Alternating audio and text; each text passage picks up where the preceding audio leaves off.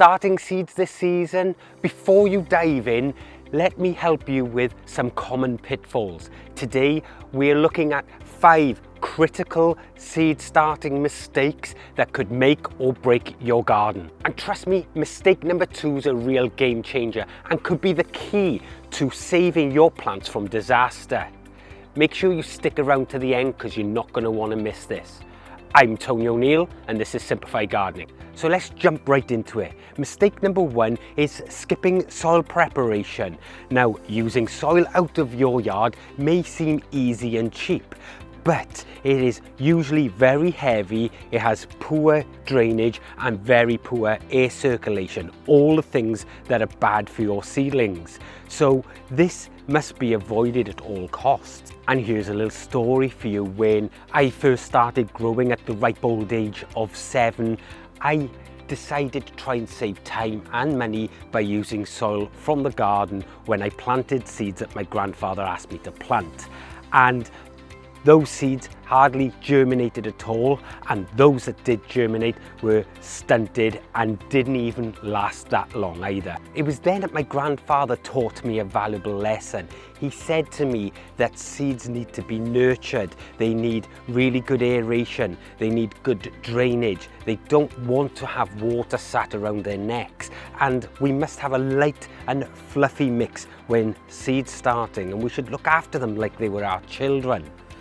Lesson learned. So what we're aiming here for is a light fluffy mix that allows air circulation and holds moisture but doesn't stay saturated. We want to prevent the saturation, and also we need to then nurture those seedlings, and a great way for doing that is to look after them by growing in really good trays like the Oakland Garden seed trays or root trainers, because these are designed so that you can take those seedlings out and plant them without much root disturbance. Now, if you want to be able to purchase some of those, links will be in the description below. Coming up next is a mistake that can wipe out all your seedlings before they even have a chance to thrive. Now, mistake number 2, this is the game changer, and that's top watering your seedlings. Because top watering, well, although it may seem harmless, it can lead to really damp soil all the time, and this leads on to diseases like fungal diseases such as damping off disease. What you want to do is put your trays into a tub of water, or like I have here, a built-in tray shelf, and this has capillary matting on it, and then we just wet the capillary matting. And this is called bottom watering, and the seeds will absorb the water from underneath. This is a fantastic way in which to water. They only take the water that's required to moisten the soil enough, but then drains away everything else. If you're top watering, that is going to cause things like the damping off, which you want to avoid because that can kill your seedlings right from the outset. And here's another little story for you. Last year, I had all my seedlings for my tomatoes coming up beautifully, but I needed to go away for a few days, and I put someone in charge of watering, and I didn't know that they didn't know how to water, and they watered from the top, and I came back and almost overnight all of those seedlings died, and it was caused by top watering, and it created a really sodden mess really, and it caused so much moisture there that the plants couldn't get rid of it, and a fungal growth appeared and caused damping off disease. They all folded over almost overnight, and I lost the entire batch and had to re-sow.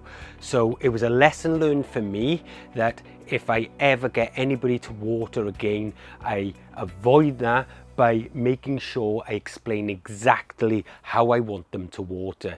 This is the game-changing tip I will give 99% of gardeners out there that top water, because if you're losing seeds to damping off, this is why. Mistake number 3 is planting seeds too deep. The last thing we want to do is put a seed all the way down there and it's a tiny little seed. It has to fight to push through, and that can really hurt those seedlings. Instead, seeds should only be planted about twice their depth of the seed. In larger seeds and some smaller seeds, well, they might just be surface sown as well. It's really important to understand what your seeds need. Consider that some seeds also need light. So if you're burying them over with, ½ inch of compost, well, they ain't gonna get that light. So you really need to understand what your seeds require in order for them to germinate properly. And I remember about 15 years ago, I'd planted some pepper seeds and not one of them germinated, and I couldn't figure out for the life of me why. And when I uncovered the soil, the seeds were so far down, I didn't realize I'd planted them that deep, and they didn't germinate, and needless to say, I had to re-sow. But that crop that year was stunted because they didn't have the growth time, because I was already late in sowing them in the first place. And then of course, having a failed sowing, I didn't find out for weeks, because pepper seeds are notoriously long for germinating, and by the time I'd found out, it was almost too late to sow again. Although I did get a small crop, it wasn't what I was planning. And the other thing you want to consider as well is the humidity that those seeds require. If you plant them too deep, they may not get that humidity they require. You water the soil, but the top bit dries out, so it's important to watch for that. And if you're using the Oakland's root trainers or seed trays that have the humidity domes, well, you can see, look at all the humidity in this. It's fantastic for keeping the right humidity in the actual container without overwatering. So that's also a little bonus tip for you. Next up, we have a mistake that can leave your seedlings weak and spindly, and you really need to fix this issue. So mistake number 4 is ignoring your seedlings' light levels. If they're growing tall and stretching for the light, they're screaming to you, hey, I need more light. Now, if you're not providing enough light, or the normal daylight isn't enough to keep them short and stout and they are starting to get leggy, well, you need to look at maybe supplementing with some lighting.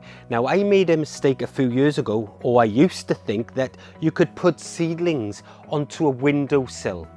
It's not enough light anymore, especially this time of year, guys. You put them into a windowsill, even a south facing in our hemisphere, or north facing if you're the other side of the world, and those seedlings, they're all stretching and they're aiming for the window. They're leaning towards the window to get more light.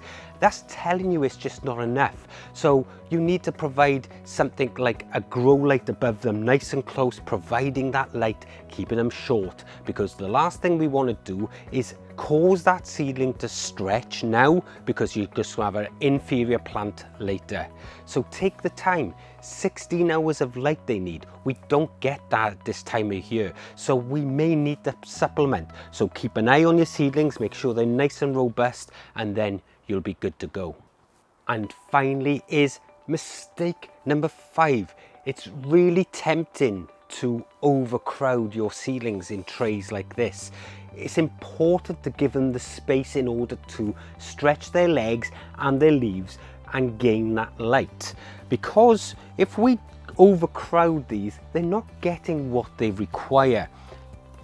It's okay to initially sow a little heavy, but as soon as they start popping their heads there at just a couple of cotyledon leaves that you can see on these here, well, now is the time. You might want to prick these out and put them into their own little cell trays like these. These are ideal little trays, little plug plants, perfect, and you can plant them out. So initially, okay, again here we have some lettuce, and you can see they've been sown in lines here, and as they're coming through now, it won't be long and I'll be pricking these out into trays to grow on. But you need to manage that crowding. It's the last thing they need. And I made this mistake with herbs once, and in fact it was this herb, rocket, and we sowed them and sowed them and sowed them, probably about 3 times the amount that was in here. And instead of planting them on, I left them there. And what happened was they shaded each other out. The weaker ones withered and died, and then it just became one massive mass of roots that we couldn't separate. So we were damaging them when we were trying to break them apart, and invariably none of the plants survived. It was dreadful. And so you can learn from those mistakes. Overcrowding is number 5, and you want to avoid that at all costs. It's why I really like these trays and all the stuff that I use from Oakland Gardens.